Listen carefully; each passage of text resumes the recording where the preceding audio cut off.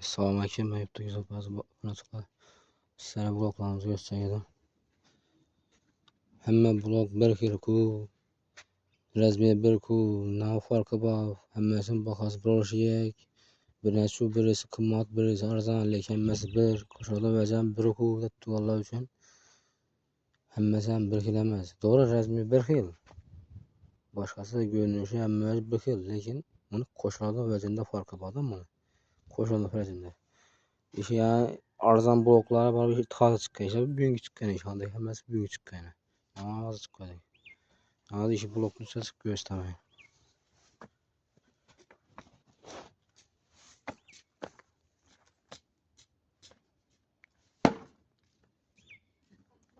Selamünaleyküm.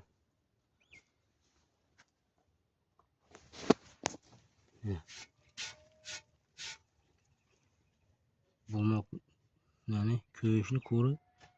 Dişini izi sel battı yine. Bu girik gideceğini yok ya başka gideceğini yok. Yine yakın değil yine. Sekile tutmam. Yani aynı sır tutmam kuruyla. Ya girik gideceğini yok. Ya başka gideceğini yok. Koru. Dişi sel kırdı aynı. Köşünün dişini yarım santimden 2 milyon yani. Duruşu 2 milyon yani.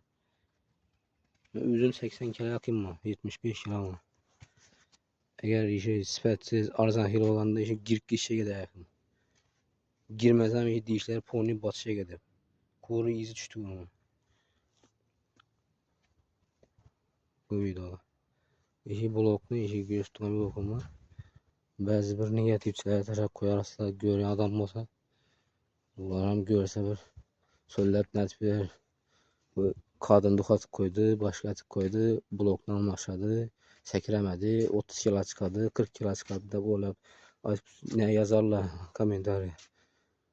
Yok eşek buna, daha eşek buna, blok atış gerek, amatör atış gerek. Hemmemiz bunda yaxşılab çıxarıb, normaline baxadıb, blok koyur. Hava zorlar. Mənzərəmiz Xivatından, nömrələrimiz 91 997 3077. Telefon ararsa zakaz uçan koyup paramız. 12'liklərimiz, 20'liklərimiz. Allah halasa güləşən bahada. Bu videonu yani negatif ama negatif söz söyledi onlara, yamanlar söyledi onlara. Teşekkür ederiz. Görüyor adam olsa.